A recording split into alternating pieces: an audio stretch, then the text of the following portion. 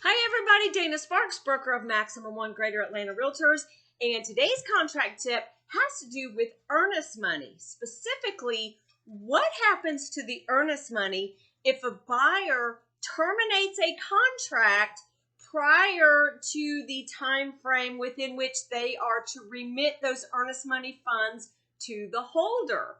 So let's have a chat about this. So in the GAR, Georgia Association of Realtors contracts, and in the RE Forms contracts, there is an option when a buyer is writing an offer regarding the earnest money. It has whom the holder is, and when the buyer and the seller negotiate when those funds are due to that holder. The first option is if it says the funds are already in possession of the holder at the time the offer is being written. And that would be a case where you, as the agent, if you are a buyer's agent working with a buyer and you have earnest money funds in hand when you are writing the offer, then you would choose that option A, that you are in possession of that earnest money at the time the offer is being written. The other way that you would fill out option A is if you have previously worked with that buyer, the buyer has gone binding on a contract, remitted the earnest money to the holder, buyer terminates that contract, the parties agree that the buyer gets those funds back per that termination, and the buyer puts in writing that they ought to have the holder hang on to those funds while they write another offer. So if the earnest money has already been deposited on a terminated contract where the buyer was entitled to those funds back, then you would choose option A as well. However, a lot of the contracts that come across, if this is the first time you are working with a buyer, have the second option, which states that the buyer will remit the funds to the holder within a certain number of days after the binding agreement date. So that is specifically the situation that I want to talk about. What happens if the buyer is to remit the funds to the holder a certain number of days after the binding agreement date, but the buyer terminates the contract prior to the contractual time frame that they were even obligated to remit those funds to the holder? How do you address that in a termination and release agreement? Well,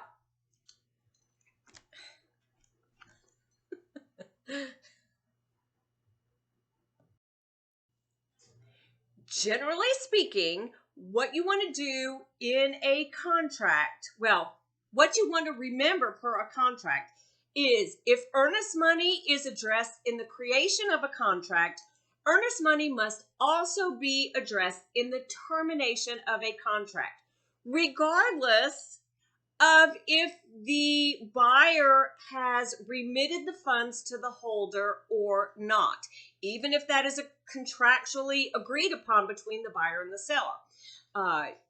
Earnest money is still a part of the contract, just like a buyer's loan is part of the contract and must be addressed, even though at the writing of the offer, the buyer doesn't have those loan funds as of that point in time, but it is still an integral part of the contract, just like the earnest money is.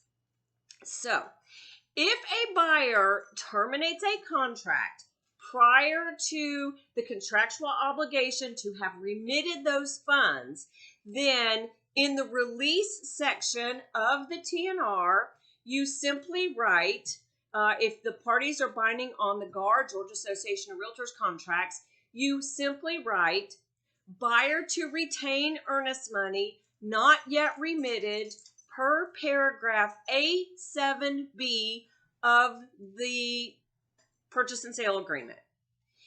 If you are binding under the RE Forms contract, then you simply write out, buyer to retain earnest money not yet remitted per paragraph 3.1 of the purchase and sale agreement.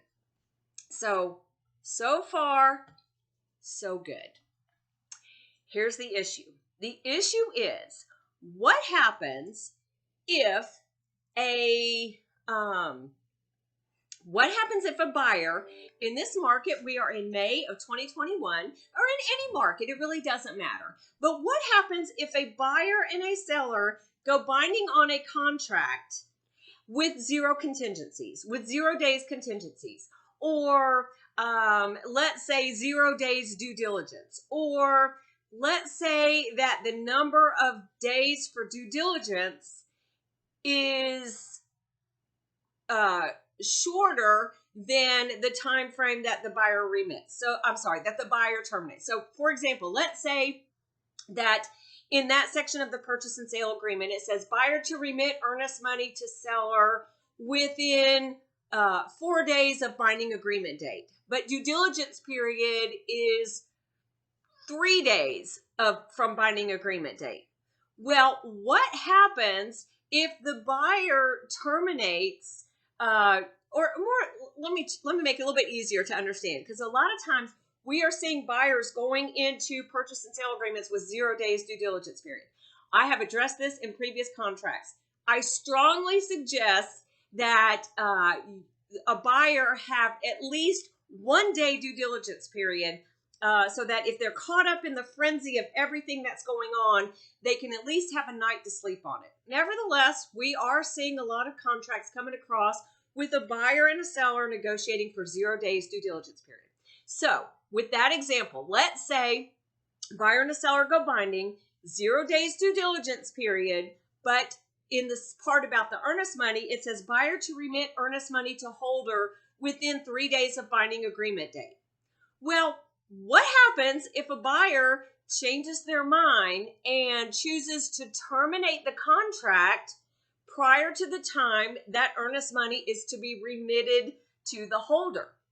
Well, if you have a 0 days due diligence period, or if a buyer terminates after the due diligence period, even if the buyer is not contractually obligated to remit those funds to the holder yet, the buyer will be in default and lose those funds.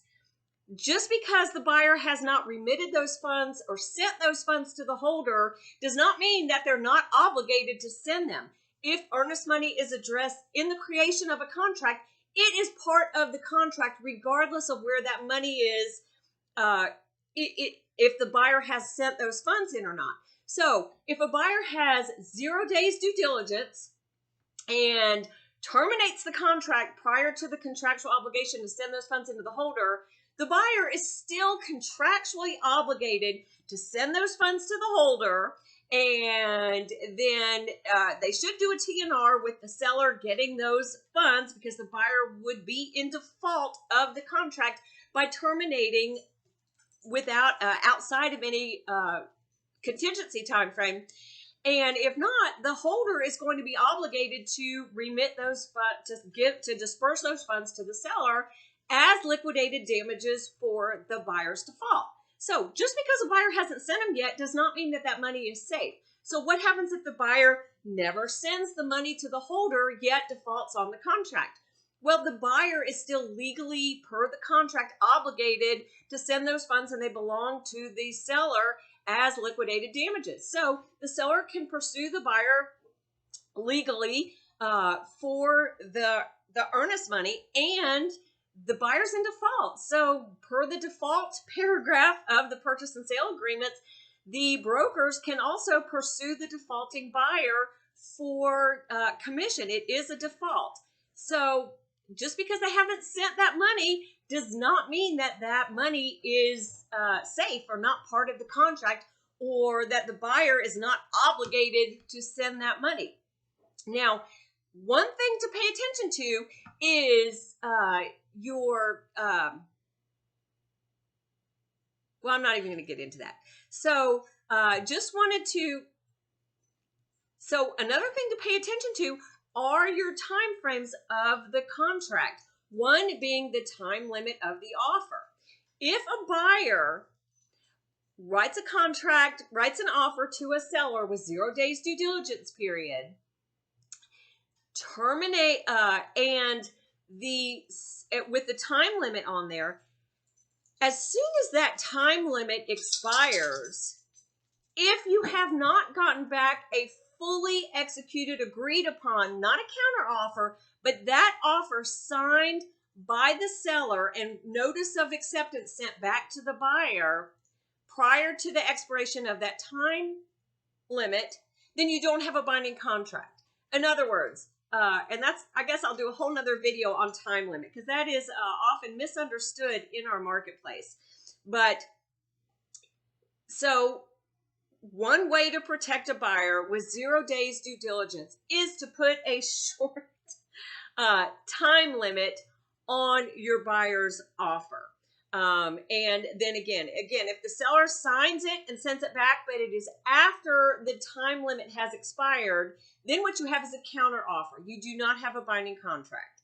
So I hope this contract tip helps you out. Big thing to remember, if earnest money is addressed in the creation of a contract, it must also be addressed in the termination of a contract, regardless of the contractual timeframes within which a buyer is to remit those funds to the holder. Thank you guys so much for watching. Dana Sparks, broker of Maximum One Greater Atlanta Realtors, satisfying your needs with service, innovation, and education.